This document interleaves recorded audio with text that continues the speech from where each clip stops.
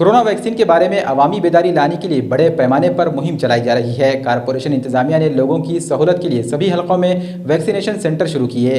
लोगों से वैक्सीन लगाने के लिए आगे आने की अपील की जा रही है। कोरोना से बचने के लिए सबसे कारगर नुस्खा वैक्सीन को बताया जा रहा है। यही वजह है कि पूरे मुल्क में वैक्सीनेशन पर खुसूसी तौर पर जोर दिया जा रहा है। महाराष्ट्र में भी कोरोना वैक्सीन के बारे में खुसूसी अहकामात जारी कर दिए गए हैं। रियासती हुकूमत की जानिब से दिए गए अहकामात पर नांदेड़ ज़िले में भी सख्ती के साथ अमल किया जा रहा है। इसके लिए पूरे ज़िले में वसी इंतजामात किए गए हैं। कोरोना को लेकर जहां एक तरफ लोगों में बड़े पैमाने पर बेदारी लाने की कोशिशें की जा रही हैं, तो वहीं दूसरी तरफ अवामी रसाई वाले इलाकों में वैक्सीन सेंटर चलाए जा रहे हैं ताकि लोगों को वैक्सीन लेने में कोई मुश्किलात का सामना न करना पड़े। नांदेड़ म्यूनसिपल कॉरपोरेशन इंतजामिया की जानिब से नांदेड़ के तकरीबन तमाम हलकों में वैक्सीन सेंटर कायम कर दिए गए हैं।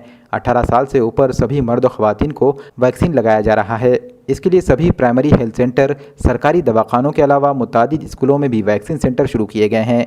म्यूनसिपल कॉरपोरेशन इंतजामिया के अफसरान ने लोगों से अपील की है कि वो वैक्सीन के मामले में ज़रा भी गफलत ना दिखाए। नांदेड़ ज़िले में अब तक 6 लाख से ज़ायद अफराद ने वैक्सीन लगाया है, जबकि एक बड़ी तादाद ऐसी भी है जिन्होंने अभी भी वैक्सीन नहीं लगाया है। इसलिए हर एक को चाहिए कि वो वैक्सीन का टीका लगाकर ख़ुद भी महफूज हो जाए और दीगर अफराद को भी महफूज बनाने की फ़िक्र करें। महानगरपालिका हद्दीत जवळपास 15 ठिकाणी आपण प्रायमरी हेल्थ सेंटरमध्ये वॅक्सिनेशन सुरू केलेलं आहे। लसीकरणास सुरुवात झालेली आहे आणि आता आपण प्रभाग तिथे लसीकरण अशी आपण प्लॅनिंग केलेली आहे आणि त्या अनुषंगाने आपण लसीकरण सुरू केलेलं आहे।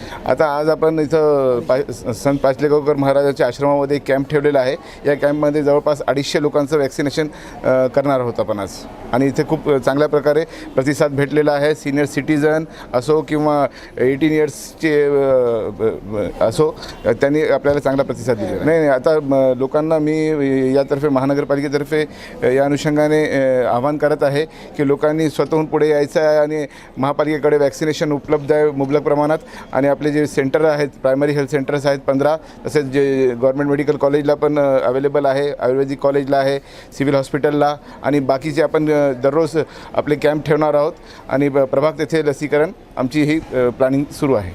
मी नांदेडमधील सर्व नागरिकांना असं आवाहन करतो, आपल्या आणि आपल्या परिवाराच्या सुरक्षेसाठी महापालिकेतर्फे जे लसीकरणाची मोहीम चालू आहे त्यामध्ये मोठ्या प्रमाणात प्रतिसाद नोंदवून सर्वांनी आपले आणि आपल्या परिवाराचे लसीकरण करून घ्यावे आणि माननीय अशोकराव चव्हाण साहेबांनी नांदेडसाठी फार मोठ्या प्रमाणात साठा उपलब्ध केलेला आहे। आमचे कमिशनर साहेब, कलेक्टर साहेब सर्वांचा प्रतिसाद मोठ्या प्रमाणात आहे आणि सर्व नागरिकांना मी आवाहन करतो जास्तीत जास्त आपण आपल्या परिवाराला, शेजाऱ्या पाजाऱ्यांना सर्वांना सांगून लसीकरण करून घ्यावे ही विनंती। आज श्री संत पाचलेगावकर महाराजांच्या मुक्तेश्वर आश्रमात कोविडची लस देण्याकरता मी माझे मित्र डेप्युटी कमिशनर